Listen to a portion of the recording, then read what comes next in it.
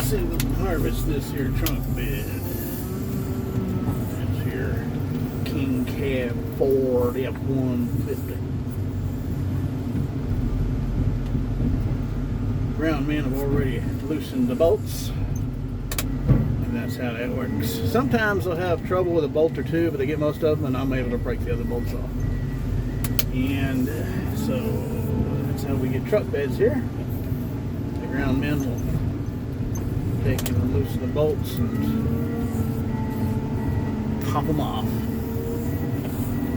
And that's the ideal, how they perfectly come off. Sometimes you have to, there's one that they can't get, it's too rusted or whatever, but they can get most of them off, then I can take a fork and get under there and snap it on off. And then we crush what's left of this truck. And this is this pickup truck. I use these for top stacks. They're a little longer. And because even if they have the bed on them, they crush pretty low. So they make good top stack material. Pickup trucks do. On the truckloads. You can always watch videos of me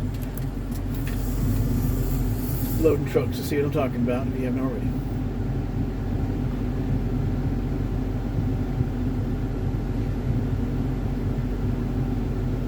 And sometimes they have to get to the bolts from underneath, so after they get done cutting the wire and everything out of the truck, what they'll do is they'll have me flip it over and they'll undo the bolts for the bed on the bottom, and I'll pick the truck up upside down. It's upside down right off of the bed. So okay, and I'll put another car on top of that.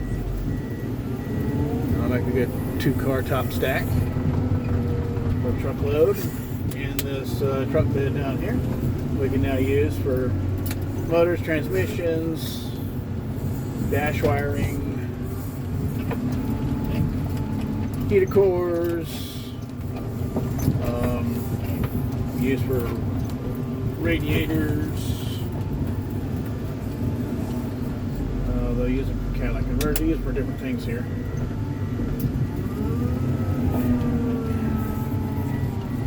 So there's a bin. That's what we use it for.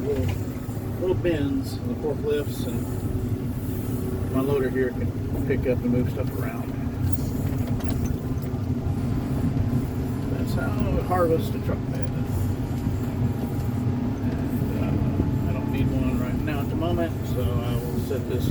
See, where can I put this? I generally try not to use the new ones for motors, because once they get into the cycle of being used for motors and transmissions, between me putting heavy motors and transmissions in them and the motor table have to flip and move around and maneuver the truck beds, they start getting all tore up. So I typically try to use the more beat up truck beds, and the newer ones try to save those for anything else here besides the motors and transmissions. Like this bed right here, it's a little bit beat up, and I'll just go ahead and use it for a motor. It's not as beat up as some of them will get really tore up. And then once they're tore all to pieces, and they're and they will not, they're just not usable anymore. Just stick them in the crusher and crush them with a stack of cars. And this truck bed won't be a little aggravating. That's all right.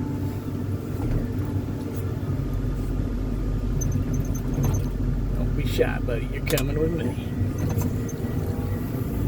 Those real big truck beds, like that one underneath it, that are still in decent shape, I love to use those for the radiators and stuff. They're great for the radiators. The ground guys. And tailgates like this one here, when I start using them for motors, transmissions, I bust the tailgates off if they still have a tailgate on them. And this one here is already almost broke off. But that's the story of truck beds and how that works. So I got some motors here I need to put into some bins.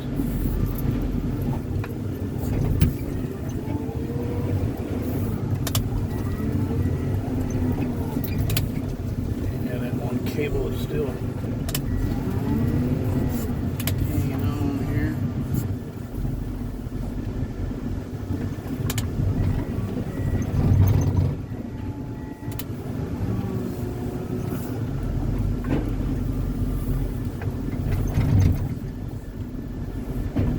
There we go. All right.